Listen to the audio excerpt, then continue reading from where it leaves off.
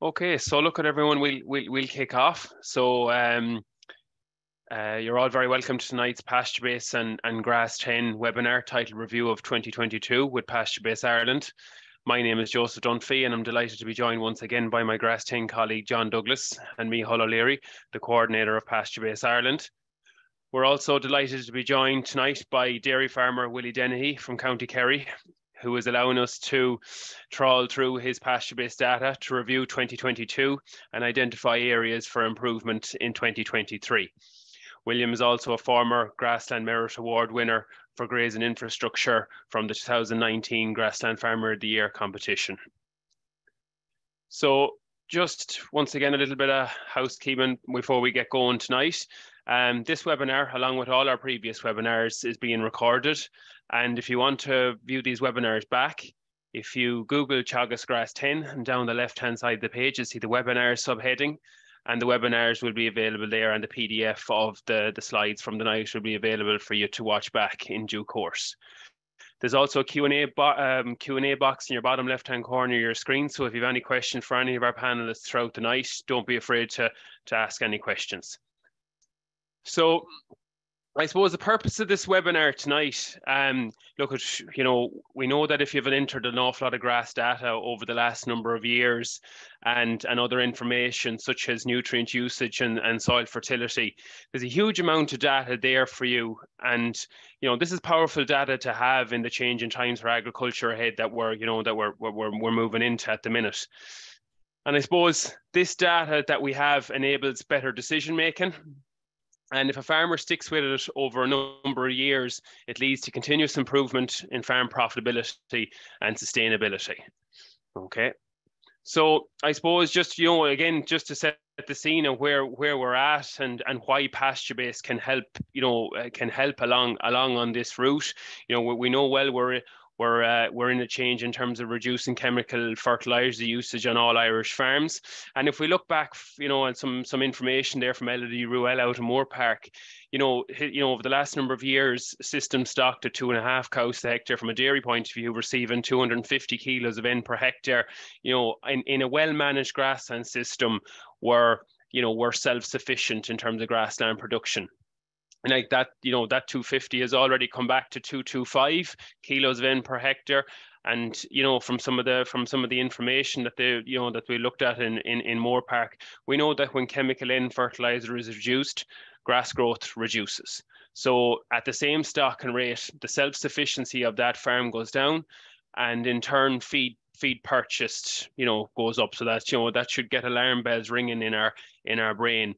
And some information there from Elodie as well, that for every 50 kilos of reduction of N per hectare and chemical N spread from 250, the stocking rate would have to be reduced by 0.18 livestock units per hectare for that system to remain self-sufficient. Okay, so if we want to maintain herbage production in an environment, with reduced chemical N fertilizer applications on farms must really, move forward with the few bits there in blue at the bottom of the page. And I suppose firstly is the optimum soil fertility, and PastureBase can help with that. Then is the whole area nutrient usage, making better use of slurry. PastureBase can help you with that. And introduction of white clover, be it in the form of a reseed or in oversown. And PastureBase can help you manage that, in terms of recording of that, and then recording of the nutrients then that go on to that after it. Okay, so the webinar, the structure of the webinar tonight, Micheal O'Leary from PastureBase Ireland, as we always do at this time of the year, is going to give us a review of the year. How is in terms of grass growth, and maybe a few new tools and updates for PastureBase Ireland.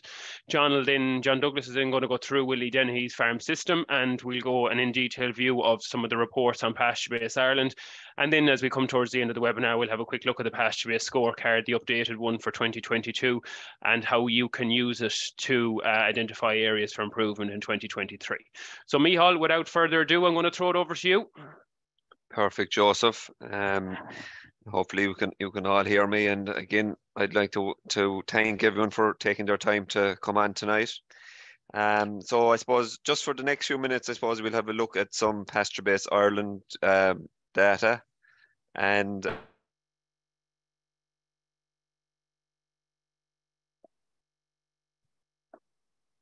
I suppose the graph is the blue line there just shows 2022. You can see, I suppose, we'll say late August, in September, you can see, I suppose, drought really kind of hit. And I suppose that green area then shows the max and minimum growth rates for the last 5 years. So that's probably the 5-year average. So you can see there in 2018, where in the middle of the summer there was a big drop off in growth rates. But I suppose 2022 was a pretty tricky year. I suppose grass seems to be always a little bit tight. But I suppose, look, as when the rain came, I suppose growth rates started to come back in pretty normal. But I suppose, look, growth rates at the moment over the last 7 days are about 10 or 12 kilos. Probably with the frost that's forecast for the next week or so, probably growth rates will probably have it and will go into the single digits. Then just on the next slide, it just again gives a breakdown of what happened. And again, this is in comparison to 2021. I suppose grass earlier on was pretty good. So we saw 400 kilos of dry matter per hectare increase in May compared to May 2021. During the summer then, I suppose the trend was a decrease when we compare 2022 to 2021. Overall, I suppose when we look at 2022, we're back about 850 kilos of dry matter per hectare compared to 2021.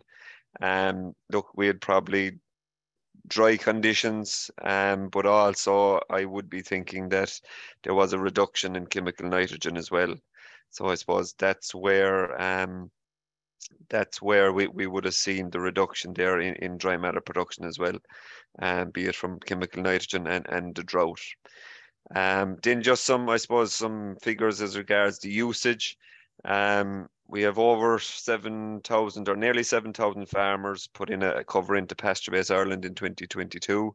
About 3,500 farmers doing 10 covers or more.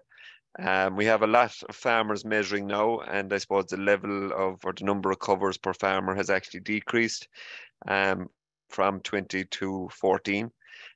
So again, I suppose there's a bit of a dilution factor going on there, more farmers measuring. And I suppose it's good to see as well that we have a 10% increase in the number of farmers recording fertilizer and slurry application in 2022. And I suppose Willie will touch on that there as well in his presentation, I suppose, why he's recording fertilizer and I suppose the benefits that he gets from it. I suppose one very important thing as well, or it's great to see that there's a lot of farms being mapped on the system now, with over 3,000 farms mapped. So that tool seems to be going down with treat, and we have a couple of new functions in it as well, where I'll mention later. Then quickly to go through the next slide, if we look at the dry matter production just for dairy farms, so we'll isolate dairy farms who have done 30 covers or more in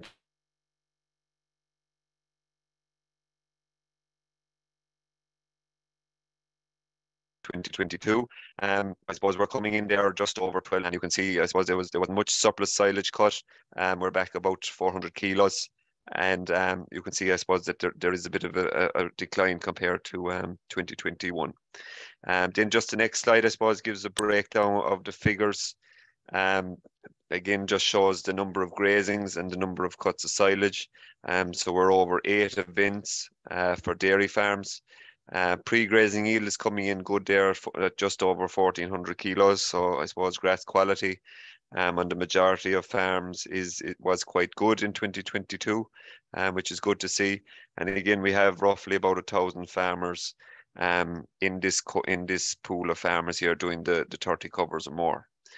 Then just quickly moving on to the beef side of the house, again, roughly around 9 tons grown, 9.3 tons grown.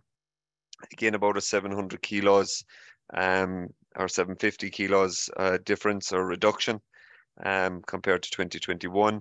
And then on the next slide there, we'll be able to see the number of grazings, 5.6 and 0.4 cuts of silage taken off the average beef farm. And I suppose this pool of farmers would have done 20 covers or more in 2022. and there are currently 130 beef farms, dedicated beef farms on the system, and have completed, I suppose, the 20 covers or more. Then just to touch on the sheep, again, we were after seeing a small reduction, and I suppose they're up there around the 10 tons plus mark, and again, a little reduction, same picture, I suppose, going through the different enterprises, a little reduction in dry matter production, and a lot of that coming from the silage element. So I suppose just the surpluses weren't there in 2022. So if we go to the next slide there, Joe, we'll just have a look at the number of grazings. Again, there was 6 events per paddock, very similar to last year actually. And the pre-grazing yield probably a little high, at 1574. We'd like to see that a good bit lower, probably for dedicated sheep farms. And then if we go to the next slide, Joseph, I suppose just to talk about dry matter production by county. So we just ran this off there today, and I think we need to, I suppose, interpret it a little bit better. But I suppose we can see just this gives an outline of the amount of grass grown in the different counties. And again, probably about 12 and a half ton or less than 12 and a half ton grown on the typical dairy farm. But you can see, I suppose, the drier counties, we'll call them, Carlow, Kildare, Waterford, especially there shown in red, didn't grow as much grass as their counterparts, I suppose. And I suppose you can see as well, the west of Ireland, I suppose, saw a good year in 2022. Then just to finish up, there a couple of new updates went in there in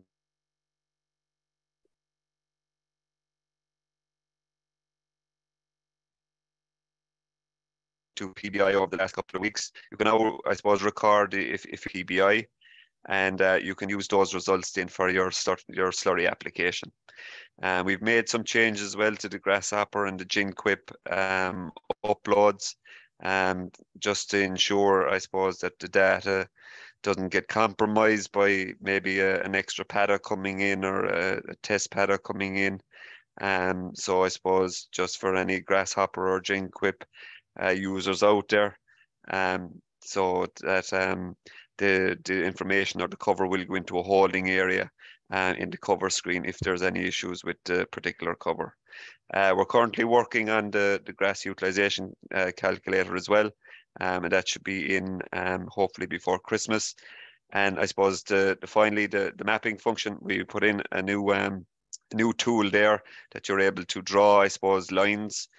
So you can put in roadways, water courses, public roads, and you can also, I suppose, draw out shapes for your farm buildings and forestry, etc. So I think, Joseph, that comes to the end of my my bit for PastureBase. And if you have any questions, you can just drop them there in the Q&A, and we'll be answering them throughout the webinar itself. Perfect, Micheal. Thanks a million. So yeah, just I suppose to summarize what you said there, really going through some of the pasture-based data for the year, there's probably been a step back, as you said, in tonnage, mainly due to the drought and lower fertilizer usage. But as we saw there, when you broke it down by county, you know, some counties are more affected than others, with some of the drier counties in the Midlands there and the southeast badly affected, and maybe, you know, parts of the BMW region of the country not as bad, and had a good year in terms of grassland production. So thanks a million, Micheal. Just something just to make the people on the webinar aware of. I know it's probably 5 or 6 weeks away yet, but we're going to run a pasture-based week again. We ran a training course there last year, in the middle of January last year, and we'll be running a similar course again next year. And so the format of the pasture-based training week next year will be for one hour a day at 1 p.m. from 1 to 2 p.m. from Monday the 16th of January to Friday the 20th. So we'll start off earlier in the week with some of the basics in terms of registering, setting up paddocks and farm mapping. And as we progressively get through the week, we're moving into some of the different functionality the different functionality that's there on PastureBase, kind of concluding on the 20th with, with fertilizer and slurry recording and maybe looking at clover management. So we will have the link will be available on the Grass 10 page and on the newsletters, over, by late before Christmas and into January as well. So just a thing to keep an eye out for, particularly for newer people to PastureBase Ireland. So John, without further ado, I'll throw it over to you. Thanks very much, Joe, Micheal, and I'm going to be joined here by Willie. Joe, you might share that slide there first with Willie's details. Sorry. Oh yeah, perfect. Sorry. You there, Willie? You hear me all right? Perfect. Thanks for joining us, Willie. You're joining us from Kerry tonight. Do you want to give us a bit of background to your farming system, Willie, and what's going on, and I suppose even a quick run over the last 10 years, what's been going on the farm and where you are today? Yeah, I started farming here myself in '95, 25 hectares, 34 cows, and you might come in a little bit closer to the laptop, Willie, just because we hear you a little bit better. Sorry. I started in '95. Started farming here in '95 myself, 25 hectares, 35 cows, and I just built it from there. I'm constantly reseeding, constantly putting in better infrastructure, and I built it up along.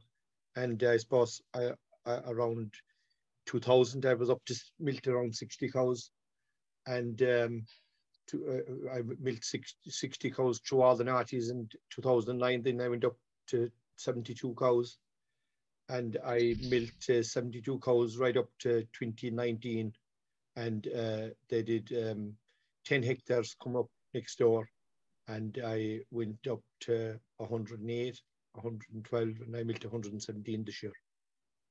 And super. And I think the focus always was on reseeding, number one, infrastructure, number two, and the big one was the soil fertility. Yeah, and we'll get into them when we're looking through the reports now in a short while. So what changes have gone on, I suppose, on your farm over the last couple of years? Where has the focus been for the last 2 or 3 years, let's say? Well, I suppose in 2020 I was asked to go into the Kerry Giant program as a signpost farm, and I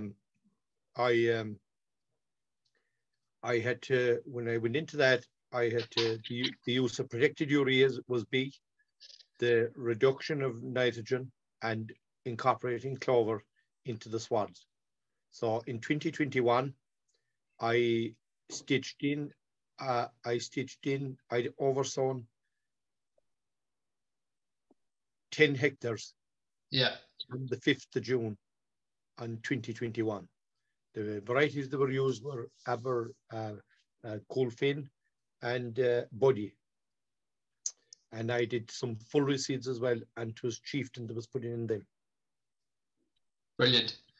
So how are you getting on with clover on the farm? Obviously, like, I suppose to get to that stage, as you said, you've had to do a good bit of work on infrastructure, reseeding, soil fertility to get to the stage where you're able to put in clover. Like, as we can see on the farm here, nearly 75% of the farm is in optimum for soil fertility, and probably, most of the stuff that's not in optimum is the newer ground maybe that's come into your system in the last couple of years. So obviously you're doing a lot of work there. And you're like, how important is this, so it's the grass measuring to the clover piece as well? Mm-hmm.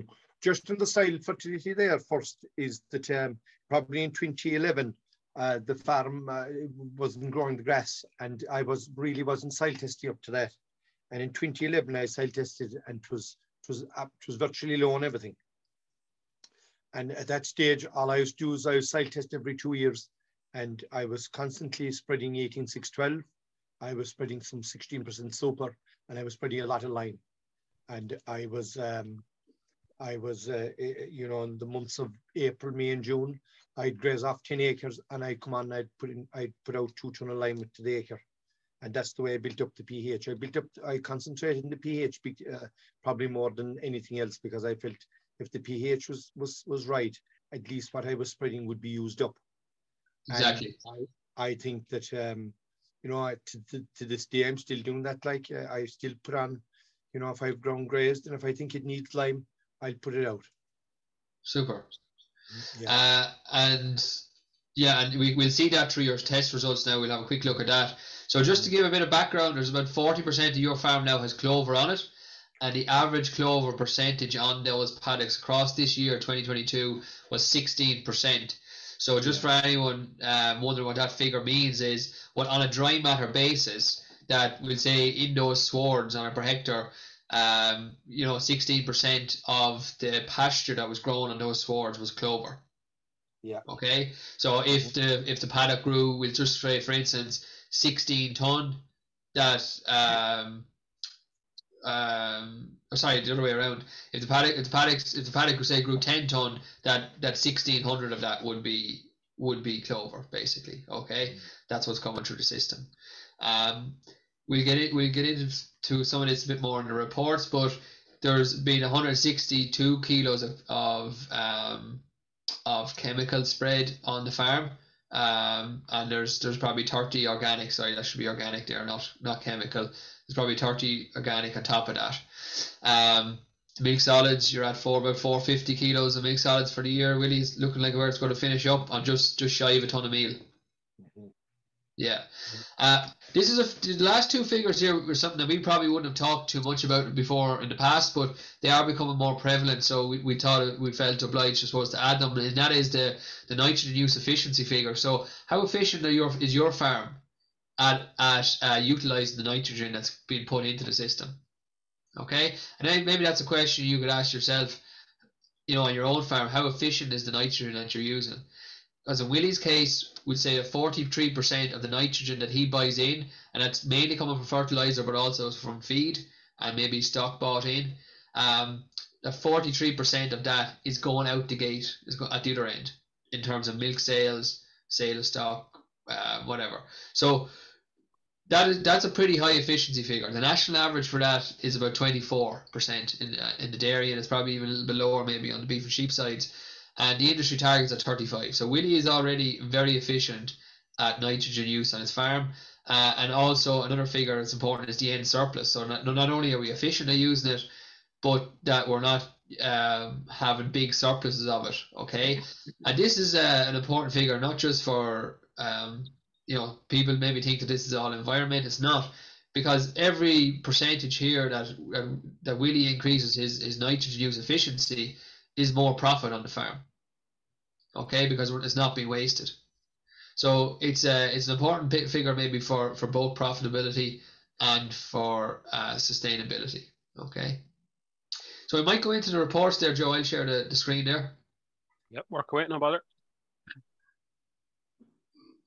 So Willie, this is your PastureBase page. Can you see that all right, everyone? Perfect. Yeah, so this is your closing cover, Willie. That was done there a few days ago. Farm cover 820. Is that where it's closed at now, or what's the story with closing and opening? No, I'd regard that too high. So I'm still grazing by day, but I won't graze much longer. I probably graze till the weekend. I'll do cover either Friday or Saturday, and if I could bring that figure down to 750. I'd be happy enough, because there'll be probably 60 days before they'll let things go back out grazing, and usually the growth year is 5 for the winter. So put 300 onto that. It is just about 1,000. I think I'd be happy enough for that opening. Yeah, and any of the years where you had up on 1,100 of a farm cover, you actually didn't get to go through it. No, and it was during all the bad weather, I was constantly walking it, and the cover was at 950, I think, 960, I think. And the concern I had was that there was too much grass in the farm. The slurry tanks were probably filling, and when the slurry will open in the new year, I'd end up putting a lot of slurry up on grass. So I figured if I took out, brought the cover down, I would create space for where I could spread slurry, and at least wouldn't be in top of grass. Yeah. To work better. And you're still on target for your farm, which is the main thing too. Yeah. I'm just watching the 750 is my figure. The 750 is where I kind of pitch it, and it is there I'm watching. And if I get as close to that, I'll take them off and to close up the farm. Then I'll do cover on Saturday, Friday or Saturday, and I'll have a fair idea by then. Super. Good stuff. And I suppose it was some of those clover swords as well you were getting grazed off, so you wanted to let light down on them as well. I have the meeting. There was one in there in particular which was very high, but the rest of them are okay now. And I'm happy enough now facing the spring where the farm is. I think the farm will be fine. Perfect. I should just say as well, if you have any questions, to pop them into the Q&A section. Ask questions to Willie ourselves as we go along. So just for anyone maybe it's even their first year after measuring grass and maybe feeling what can they get out of their farm from the measurements that they put in. Obviously they've got a lot of benefit out of doing a week to week in terms of daily and weekly grassland management. But there's as Joe pointed out at the start, knowledge is power, and like this is a lot of data. All these reports here, when you put information in throughout the year, it builds a phenomenal picture of your farm and how it's performing. And this is not about comparing Willie's farm here to your farm. This is about you comparing your farm now to where it could be next year. Okay, always focusing on your own, what you have in front of you, and how you can improve it. And that's what this is about. So we're going to look at some of the reports here now. I'm going to click into the annual tonnage first, which basically identifies how much each paddock has grown on the farm. Okay, so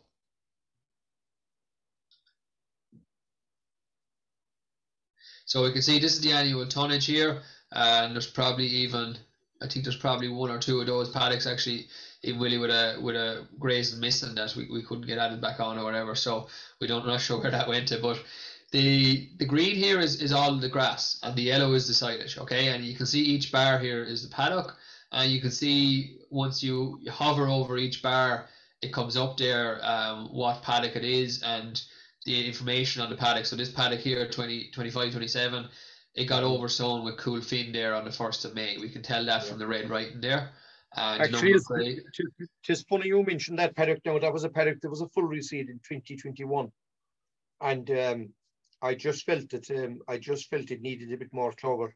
So I stitched in clover there the 13th of May.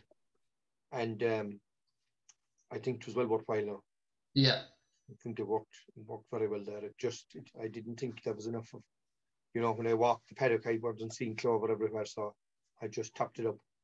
And are you happy with the growth on your farm this year, Willie, in terms of overall? Yeah, I'd still like another ton. I'd like the 50 if I could hit the 15 ton, but look, it's work in progress anyway. Okay. How do you feel that you might be able to get that? I think with that outside ground, that rented ground, the indexes were low there, but I think they're getting close to what they should be. So I think it will grow more grass, so to bring up the average there. Super. Yeah. So just one comment, like on annual tonnage reports, okay, we're used to looking at a wedge during the year. We're trying to get our annual tonnage report so it's very flat, okay. Yeah. And the flatter we get, it means that the weaker paddocks on the farm are nearly as good as our stronger paddocks. So you're only as strong as your weakest link. When you're getting into grass measuring the first year or two, on most farms we'd be looking at are only developing, you would have more of a wedge looking annual tonnage, because there's ground there that has to be soil fertility has to be improved, and maybe drainage on some ground, and then reseeding has to go on paddocks. So this is a farm, as you can see here. We forget about this one, but like from here over, it's very even and flat across the way. Okay. Yeah. So if we go down here, this is the list of all the paddocks. We can see here that this is the area. This is the number of grazing, silage cuts, grazed grass. So this is how much came in grass. This is how much in silage. So we can see here, like for instance, this paddock here, paddock 1, it got 8 grazings and a cut of silage. And it grew over 17.5. It's probably one of your best performing paddocks on the farm, Willie, is it? Yeah. And there was surplus bales taken off that paddock now on the 13th of May. And I actually stitched in cool fin after that cut of bales. And I just put out 2,000 gallons of water. Yeah. Washings. And that's probably why some of these figures maybe even look low, is because you're stitching in clover, so you're not overloading it after that. You're trying to give chance to I'm trying to keep coming back to him at 1,000 for the 3 grazings just to get the light down and just trying to get the clover to take. But the 13 to me is from what I can see now, is too late. I think the clover, if we're oversawing the clover, we have to oversaw it in early April. I think don't be worried about doing damage or anything. Just get it, within reason, get it in and do the 3 grazings at 1,000 and get good establishment. I think, you have a long growing season. If we get it in early April, I think it's the way to go. Yeah. For So getting into May or June is getting a bit late, Willie. It's too late. It's too late. And what you're doing then, you're ending up in a situation where you're working a half rate. There might be only 10% clover in the paddock. And look, you're not going to get the tonnage. It's not going to feed the cow, and you're going to end up feeding more concentrate, I think. Whereas if we can get if we can do the oversawn as early as the traffic, the machinery working on the paddocks, the better. And okay. I think there's a long season ahead then until established. Perfect. So across the farm on average here, this is the average of the farm. So everyone that's looking at their own farm will see their average. And this figure here is actually off because of that. The couple of silage fields above, there's a couple of silage cuts not added onto that. So, but this is where everyone can get their information from, and it gives an overall picture for what's growing, and it allows you to identify mainly, I suppose, paddocks for reseeding and things like that. Like what paddocks are not performing. Is it paddocks? Is it reseeding? Is it soil fertility? Is there compaction issues? Like whatever it is, this more or less shows who's doing what, basically. Who's pulling their weight on the farm and who's not. Okay, so that's the annual tonnage. We might move into the soil test report now. So I'm going to go into, first of all, just so you recognize the symbols here. This is where you put in your soil test results. Okay, so this is a feature we'll be advising everyone to get their soil test results onto PastureBase. It only takes, even for the number of paddocks there like that, you probably 20 minutes and you'd have them all up. Okay, it's very simple to put on once you have your results in front of you. As you can see here, it's sort of color coded like similar maybe to the NMP, where the white color is the low index, the blue is index 2, and then the lighter green is index 3, or we'd say around optimum, and then the darker green is where there's probably surplus in the system, I suppose, surplus P, surplus K, or surplus lime, if you like, over the targets that we run with. Okay, so as you can see here, like Willie's farm is excellent in terms of soil fertility, and as you say, like Willie, you're probably going to be testing again already. Is it this week or maybe in the next couple of weeks you're going to be testing again? I did it last Friday. Last Friday? Yeah. Perfect. So you'll have your test results back maybe around the new year, early in the new year. Hopefully I'm back to the early new year, and we'll just sit down and make a plan for the year where the paddocks that need attention, and as I put up the color coded maps over beside where I spread the fertilizer, so they're there, and I'm able to focus all the time where I'm able to the paddocks that need attention, and I just take it from there. There's no point in putting it out in the paddocks that don't need it. Just focus on the paddocks that are the blue ones there, or the pale green ones, and just work on that, and just basic enough really. Yeah. So if we click onto your soil test report, so this is, again, we're talking about reports tonight and information on the farm. So what information has Willie regards to his soil fertility, his fertilizer use, and what the paddocks are growing? Okay, and that sort of ties in nicely, I suppose, maybe to the NUE we were talking about, the nitrogen use efficiency. This sort of can give a picture of the nitrogen use efficiency on the farm, in terms of like if you had a lot of low indexes, you're not going to get the same efficiency as you would if you have a lot of good indexes. And there is a question there on NUE, so which is nitrogen use efficiency. How would you calculate it? So it is available on PastureBase to do your own NUE for your own farm. Okay, so the NUE percentage calculator is there. Basically, you have to calculate all the inputs coming into the farm. So it's usually fertilizer, feed, maybe some livestock, if you bought in forage or bought in some other supplement, and then what goes out the gate. So whether that's meat or milk, what goes out the gate, maybe there's stock gone out, or maybe you sold some forage. Basically, is what's in and what's out. And nitrogen is very linked to protein, so anything with protein in it is going to be high in nitrogen.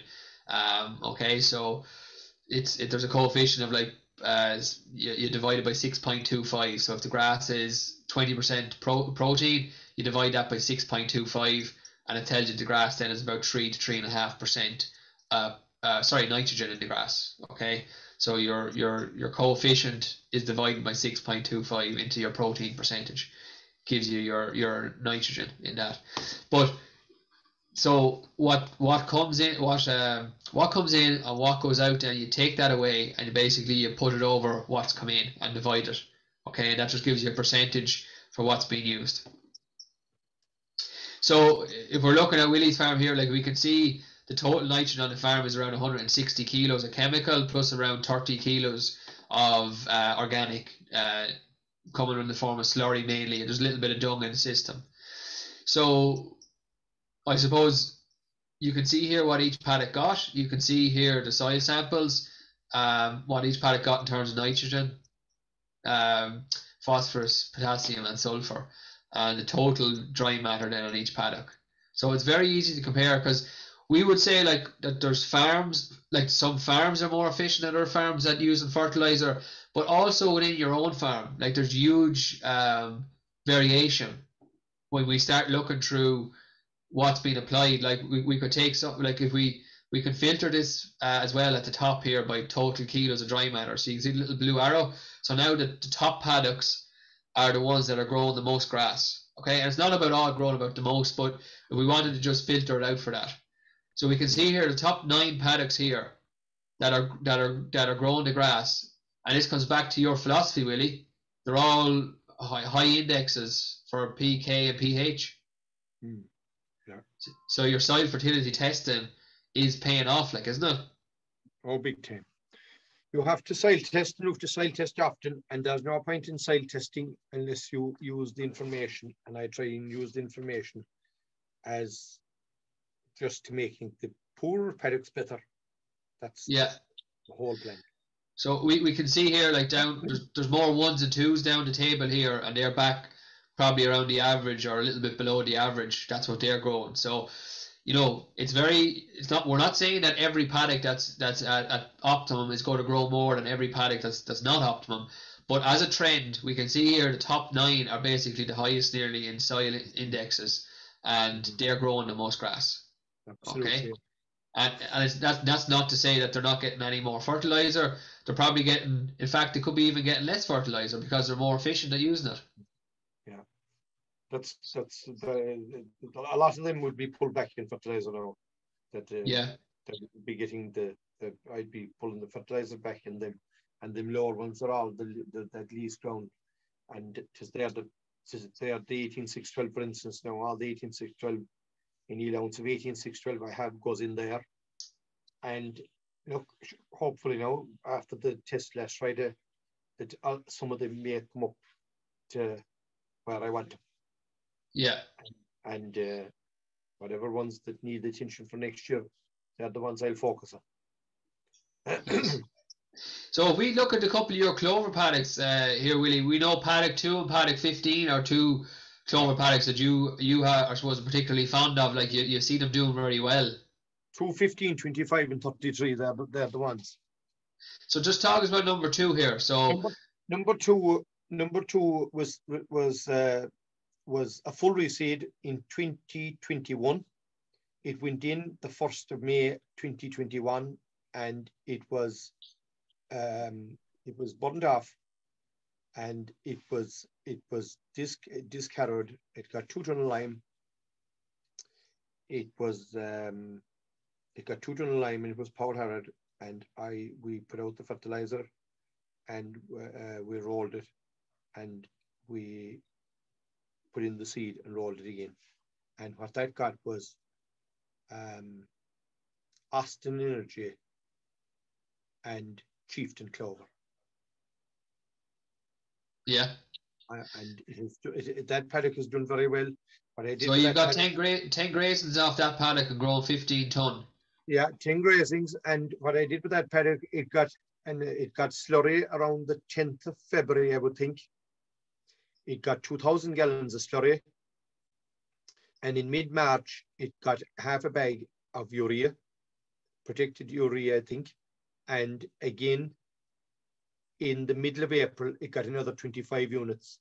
And after that, then all that paddock got was parlour washings, 2,000 gallons of parlour washings to the acre after each grazing. Yeah. And it is 15 ton grown. It struggled a small bit in the month of June. That drought, it did struggle a small bit there, but it came then, and there was, you know, I was always getting two to three grazings on it, and in that particular point there, that pinch in June, there was only one grazing at one stage, but after that, it worked fine for the year. Okay, so it did get potash. It did get potash. It did get murate. It got a half a bag of murate, and you get a small bit of 16% soup. Yeah.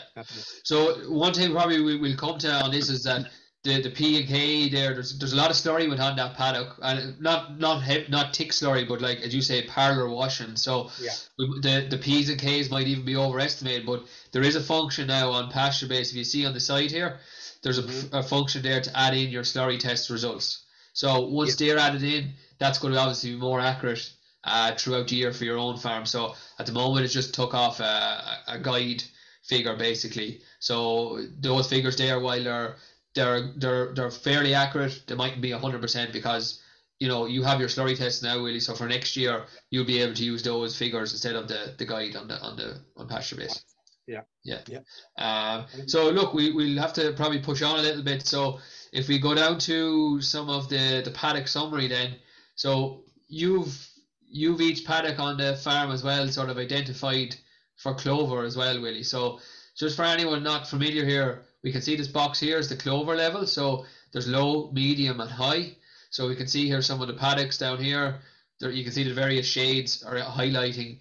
Obviously the ones that have nothing are white. Yeah.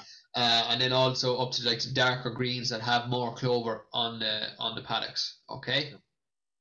So this is your paddock summary. So when you have all your fertilizer applied, this is highlighting you know what paddocks are clover. And I suppose what we're trying to look for really is that the paddocks that do have more clover in them are getting less. Okay, like we can see paddock 2 here has got only 52 kilos. Now some of the other ones here with higher clover still got over 200 kilos, but you know again that might be you know coming into the autumn time, maybe they had the most clover in it. They could have picked up a lot later on in the year if you like. So next year it'd be fields like them, Willie, I suppose you'd be targeting to get back down closer to 150 or even a little bit less. Yeah. Would that be the plan? That would be the plan, yeah. That would be the plan. The plan is to bring down all the clover paddocks down to the right level, down to the lower level, the half rate. Yeah. Okay. So just to show you people there, if we go into the paddock section, so up the farm, underneath farm details is paddocks.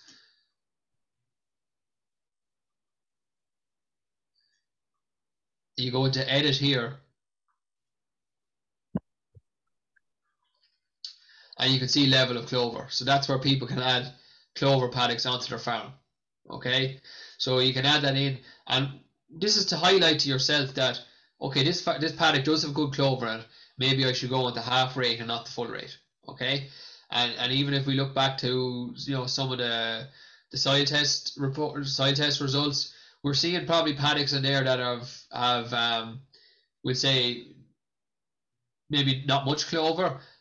Getting the full limit of fertilizer, but only maybe growing 12 tons, and then we have paddocks doing maybe getting back closer to 150 kilos of nitrogen with some clover in it, and they're growing 14, 15 tons. So there's a huge variation in within farm level. Like I think paddock 9 and 9A here, really, like they're two typical paddocks. There's no clover in them. They're getting the full basically the full allowance of nitrogen fertilizer. And they're growing probably just a bit below. They're growing below the farm, I suppose, the farm average. So, like we're talking about efficiency on farm levels, and before we even get to clover, we can see here that there's paddocks here that are getting the full limit, but maybe not growing the grass. And you have to probably question why is it not growing the grass?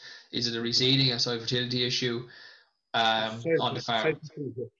Yeah, probably soil fertility. Because then you've other paddocks there that... Sorry, William? The 9 there, the 9s, them 2 9s there, and the 14s, they're all the rented ground, and the 5s. Yeah. They're the ones that are, they're the ones hopefully that will come up. Yeah. But I suppose we want to move away from, I'm not saying it's happening on your farm, Willie, but we want to move away from this thing where if the paddock isn't growing well, then we put more nitrogen on it. Oh, you know, would you agree with that, Willie? No, I don't think so. No. Yeah. You have to go back to the soil. It's back to the soil fertility. And if the soil fertility, then there's only so much grass to grow, and yeah, you just have to correct the tree, the line, the P and the H, or the P and the K, and you just have to stick with that until they come, because exactly. Putting out another two. All them were on the floor, like they were very low. They were all on index 1. Like I can't even believe they're all so quick actually. Very good. So we're not about, like, if the paddocks aren't growing the grass, there's no point putting on extra fertilizer to try and grow it, and that's what the tendency has been. Oh, I'll put more on it because it doesn't grow as well. But actually, you need to fix the soil fertility, as Willie's saying, and fix other things to get the response to it. Okay, and that's the way we need to be looking at it. And these are the type of decisions you can make from the data that you've collected on your farm throughout the year. Now, if you don't have this data, I suppose Joe might come to it at the end. He's going to give you some areas to focus on for next year if you're a bit new, a bit green to this, okay? So we might look at one last report, Willie. We'll just look at your farm summary report. Just quickly, John, I might just put in there for 2 seconds. Just Willie, just on we've covered a good bit there. John has covered a good bit with you on the recording of the fertilizer. You know, how do you go about recording it? You know, do you use the app or the desktop on PastureBase? The desktop. You use the desktop. Yeah. To record it. So it goes into a book first, is it, Willie, after you finished, and when you come back in? It goes into my head, and I come back. I come back then, and I record it. I should probably be doing it in my phone, but that's the way I'm doing it, and I think, look, I think it is within reason, but you have to record it. It's the way to go. Like, you have to record it, and at least you have something to go back on. Yeah, exactly. Yeah.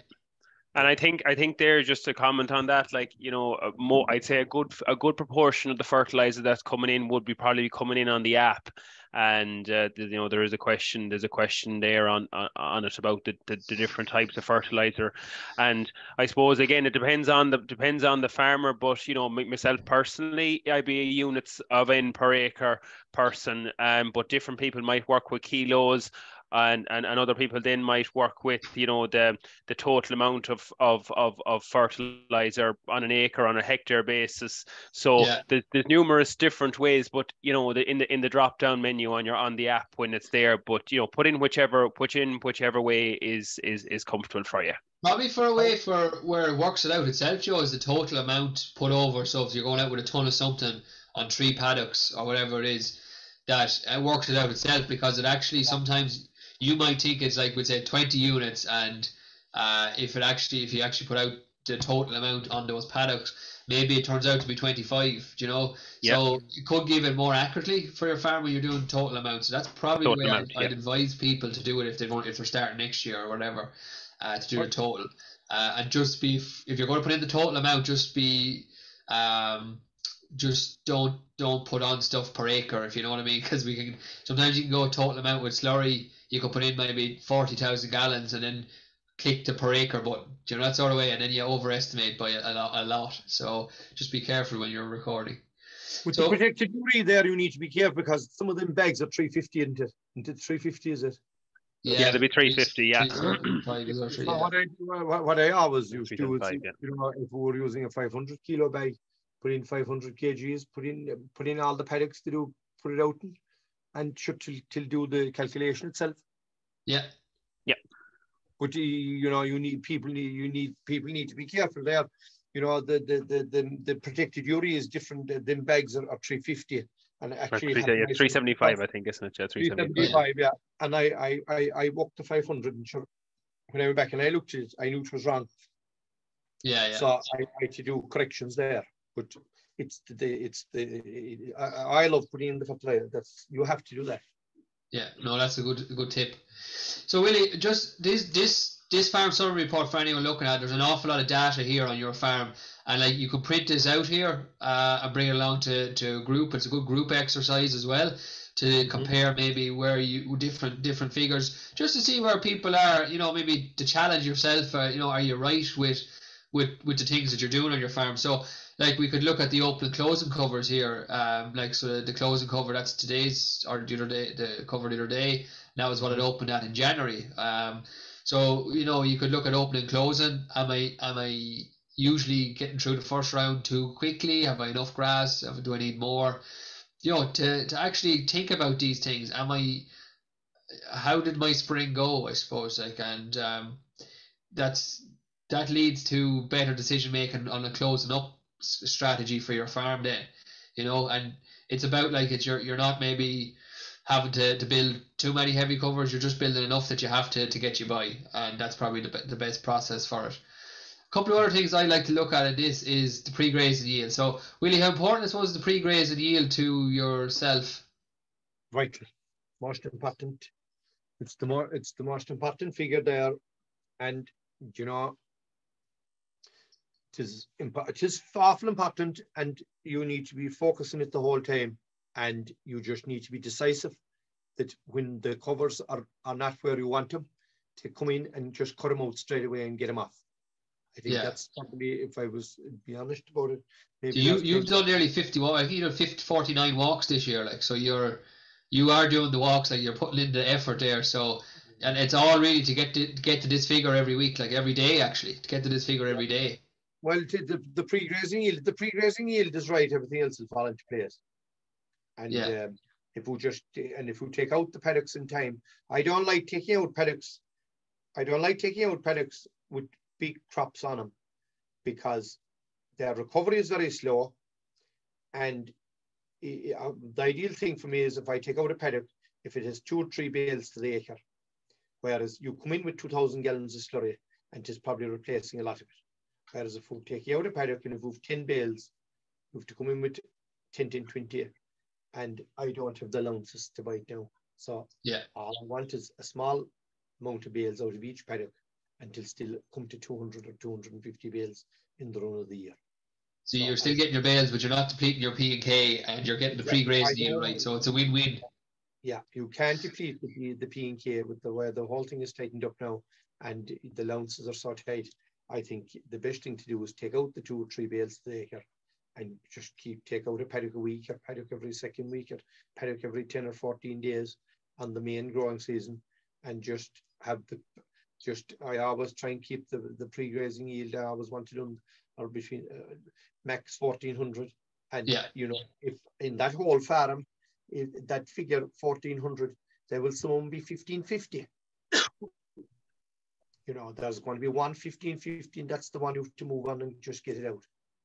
Yeah, well, that's it. Like, you know, you want your average there, because if your average is 16 or 17, well, then that means some of them are 2,000, and you know, more of them are maybe 1,300, 1,400. So you need to get that moving down. If that's up at 16, 17, that needs to get moving down to 13, 14.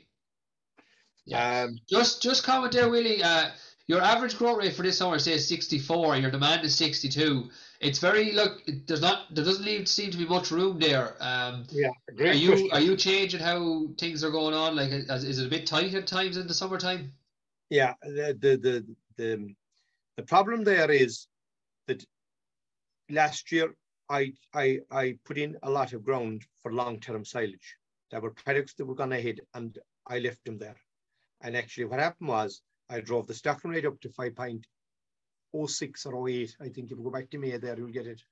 And the demand, the growth was only matching demand. And I actually went into a tailspin. So I think, you know, in the amount of cows that I have in this block, I think the best way to do it is open up the farm, no long-term silage, a paddock for reseeding, and any paddock, one paddock, take out a paddock for bales every 10 or 14 days during the peak. Yeah. And you know, I don't want that. I don't ever again want to see the stocking rate go that high, because all I'm doing was putting in extra meal. I would honestly say for that 6 weeks, that probably cost me 200 extra kilos of meal within in that 2 weeks, and a bit of silage with it. Yeah, yeah. And you could also run the risk, I suppose, of our cows getting fed enough and stuff when the stocking rates are that high. Yeah. Because I in early July they have test, and I did comment myself. I did think the cows going through the crush that day, but that little bit off the.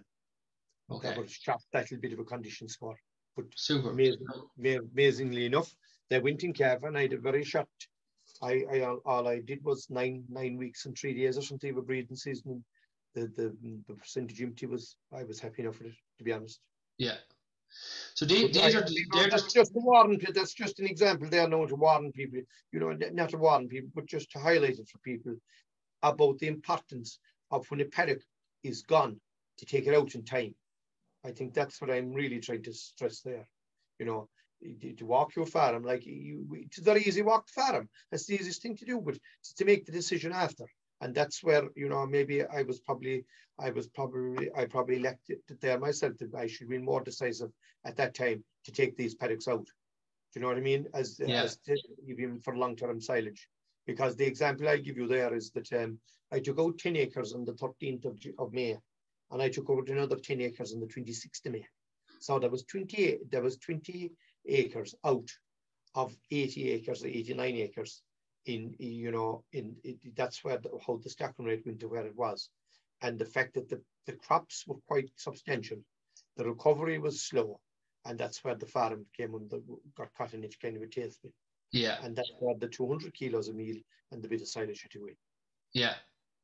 No, thanks for sharing that, Willie, because it's a big thing. It's every summer. It's the stocking rate is a thing, like, you know, and like we've seen there where there's probably no need for it really. Like you can get every bit as much of production from cows and grass by keeping it looser and just being more flexible and responsive to it. You know? And probably cost me 10, 15, 20 kilos of solids as well, probably. Yeah. So the couple of things I look for here, and like, is the growth rates, the stocking rates, are they matching, like your demand matching the growth? I would always like to leave probably like 8 or 10 between your growth and your demand. And of course, look back over your growth over maybe 3 years to get a sort of an accurate figure for it. Looking at pre-grazing yield, especially during the summertime, no matter if you're a dairy farmer, beef or sheep, you want your pre-grazing yield right to animals, so animals perform better. Okay, and that's key across all sections. And then look, there's lots of other information there we can take, but you'll have to look through it yourself. But we're always like looking for ways there. Am I on target with these figures? Like, am I on target with them? Am I off? How far am I off? What do I have to do to get back on target? And once you start to identify these ways, these are the ways that are going to make you money next year. Okay? So sitting down, like Joe said, sitting down here for an hour, looking through these reports someday in the next couple of weeks, okay? And that actually means, like, I would nearly highlight, get your phones right now and put in a time, put it on for an hour, some even, that you're going to sit down and look through these reports for yourself. Because if you don't, you're wasting half the data that you're collecting every week, okay? I'd say one half is for your weekly decision, and the other half of the benefit is at the end of the year to make the decisions, the macro decisions on your farm, okay? So that's probably most of it there, Joe. So you want to take over and wrap up? Yeah, perfect. Yeah, no, so we're just share screen here and just run through the last few remaining bits. Again, we're on the home straight now, so if there's any questions for any of the panelists, don't be afraid to send them in. So Willie, yeah, just to finish off with yourself, just your plan there. I know you kind of summarized it, summarized parts of it there fairly early, but I suppose you want to take us through your clover plan for 2023? My clover plan for 2023 is that I plan to do a full reseed in paddock 13 and paddock number 3 and paddock number 16. Check here, yeah. So you've it all planned out. Ahead of schedule, like. And I'd probably do a bit of oversown in paddock number 7. Okay. And it was in a few years' time, Willie, like we were talking earlier on, your plan is to try and get up to maybe growing 14, 15 tons consistently on maybe like 150 kilos of nitrogen. Is where there's a lot of clover supplying nitrogen into the system where you don't have to, basically. Yeah, and the big thing with the clover, like, is you know, she's like, I don't want.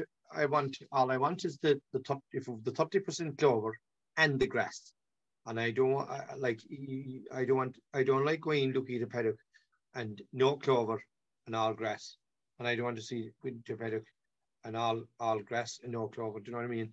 To strike a balance between the two. Yeah. Balance between the grass and the clover, and the more you have of it, I think the easier it will be to manage. Yeah. Perfect. So we're looking for that 20-25% across the farm every year. That's basically it, and that's not just for you, but for other people. We think that's where the sweet spot is. Mm-hmm. Yeah. I'll just keep it that, and just keep watching the soil fertility and testing. I soil test every year, and just keep an eye on it. And look, there's no magic in it. What I'm doing is nothing out of the ordinary. I think it's achievable for anyone. But the one thing I will say is the walks are very important. And, you know, the more walks you do, the better you probably come at it, you get at it. And you get a feel for your farm too, I suppose. Yeah. You know, like, I don't think I could operate now without doing a grass cover every week. And, you know, from April to the end of July, the first couple of weeks of August, I probably walk the farm every 5 days. And I mint it, and that's it. And I enjoy it, I suppose, to be honest about it. And excellent. That's where it is at. But I don't think there's any rocket science. But I suppose the one thing I have to stress, all right, is we're in a high rainfall down here, and access is crucial. I've spur roads and I've multiple access points, and even the dry day of the year, I wouldn't drive the cows in the same gap twice. I'm all the time using the multiple access points, and in the spring, I use the back fence, and I have a lot of pathways put in, and as time goes on, I'll probably put in more. Yep. Perfect. Thanks. Yeah, Thanks, Willie. The multiple access points, one of the highest return on investments that a dairy farmer or any farmer can spend it on. But yeah, so look at, you know, Willie has covered most of them there, all right. But I suppose especially the point there, you know, grazing at 1,000 kilos of dry matter per hectare for 3 grazings. You know, a lot of people have oversown last year, or, you know, over the last year or two. Some of those clover swards are in their infancy yet, so it's important to let light, as Willie said, to the base of the sward, so to keep grazing at slightly lower covers. Okay, so just, I suppose, to finish off, and you know, to bring everything that, you know, John has talked about there and we've mentioned earlier on, we developed a PastureBase scorecard there. Last year was its first year, and we've updated it again now for 2022. It's on the Grass 10 page there down the left-hand side. If you see the grass measurements subheading, and the 2022 PastureBase scorecard is there. And, you know, it's about, the key thing here, it's not about overly you know, focusing on whether you get, you know, 15 out of 30 or 30 out of 30 in the score. The scorecard is designed that it will bring you through the different reports, be it the annual tonnage, the farm cover report, or the farm summary report that John has gone through earlier with Willie. And, you know, it brings you into them, it gets you looking at them, and then it identifies area for improvement in the following year. So, you know, as you can see there, there's 10 questions in it, 3 points for every question.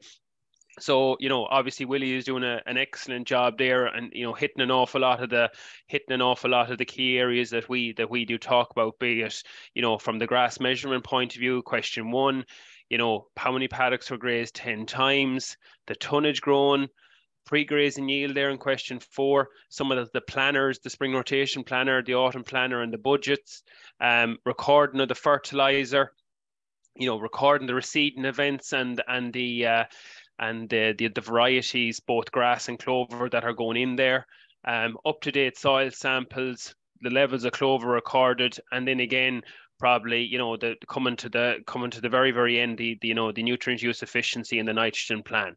Okay, so again, sit down now, as John said, sit down and have the scorecard printed out. And as you're going through your different reports, give yourself a score in the different areas, and put down 3 particular areas to improve in 2020, in 2023. Like that can be, I want to improve the amount of measurement from 20 times to 35. I want to graze more, reduce the pre-graze yield in the midsection. Just, rather than getting awful frustrated about, a few different things, name a couple of different areas that you want to improve throughout the year. Okay. And I suppose, from our point of view, where we see it from a Grass 10 point of view, and myself, John, and Micheal going around to different groups, we and Willie, put it perfectly there.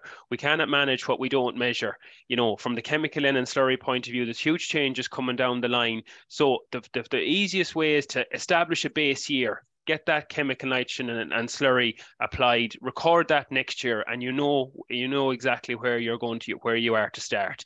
As Willie said, 35 measures. There's never a walk that you do on your farm that you don't learn something about a particular paddock, be it, the paddock is wet or dry or something. Geez, maybe I might get the cows to there. So, this week. So completing 35 measures, and especially that April, May, June time, as Willie mentioned earlier today, every 5 days is key. So you need to be doing 6 a month, 6 grass measures a month.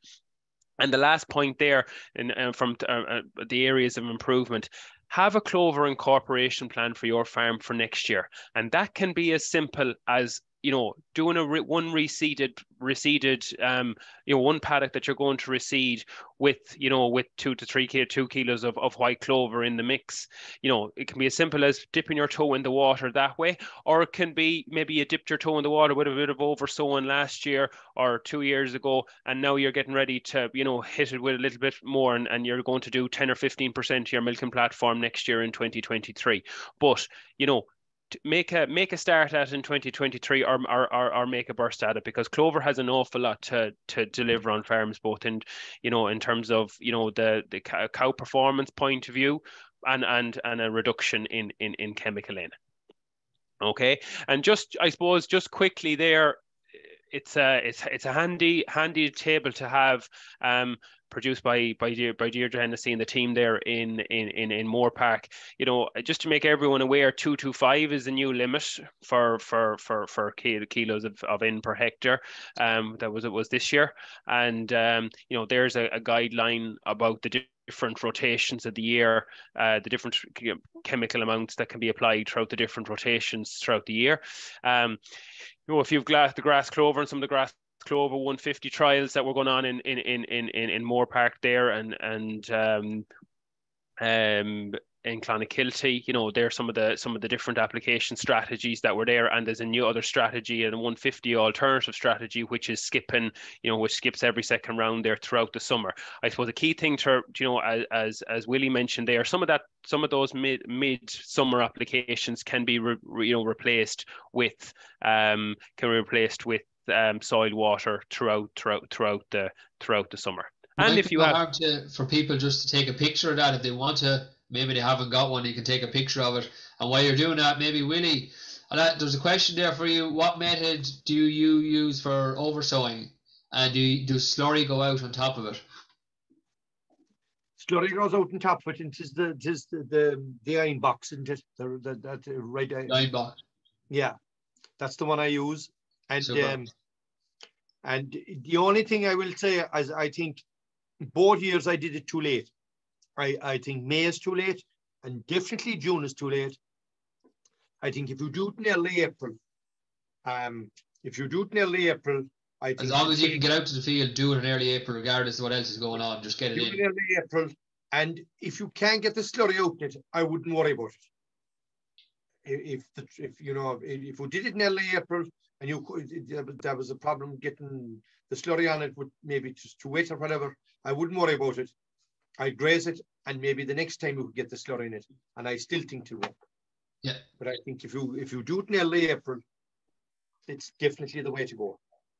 Thanks, and that just takes a little bit of planning in the springtime, just to get right that, in that scenario, that those, say for a paddock that you're going over sowing, try and get that paddock grazed, early in that second rotation, and then get your clover oversown in. So it just takes a little bit of planning throughout the springtime to get those 2 or 3 paddocks grazed at the right time in the first rotation, so that they have a bit of a cover back on them for the second rotation, and you get them grazed, and then get your clover on. 2 things is to do that, number 1, and number 2, the most important thing of all, have the clover in the yard. Mm-hmm. Because that clover, actually, if you go back to last summer, the month of May, the mid-May, it was very hard to get clover. Yep. So I'd be telling people, start making arrangements to get clover straight away, actually. Super. Because there's a big drag in clover now, and I know that I know how much of it is available. But, I definitely agree with what you're doing there to earmark the paddock, but it's just as important to have the clover. Have the clover, be it your have your your standalone clover varieties in the yard in springtime, but also have a grass plus clover. If you're going doing 10 acres of a reseed, or 5 acres or 15 acres, whatever you're going doing, get the varieties you want early next spring. And again, as Willie said, it comes back to that one point is planning. And that's the key thing. So look, we're just gone past 10 past 8 now. So again, we said we try and keep this to the hour. So look, take time throughout December to analyze your 2022 grazing year on PastureBase Ireland. Complete the PastureBase scorecard as we said already, and identify a number of areas for improvement in 2023. As Willie said, the key thing for his farm is that he completes the 35 walks. And he says, the key thing moving down the line is that we get all chemical in recorded and slurry applied, and we know where we stand, and we can plan for the future, which is, and we can no doubt about it, that the future is lower chemical in on Irish dairy, beef, and sheep farms. And the last point we were saying there as well is, make a clover plan for next year to start incorporating it. Okay, so to get the slurry tested as well, because as the squeeze will come on the chemical, like the only bit of leeway we have is the slurry, and I suppose you test it.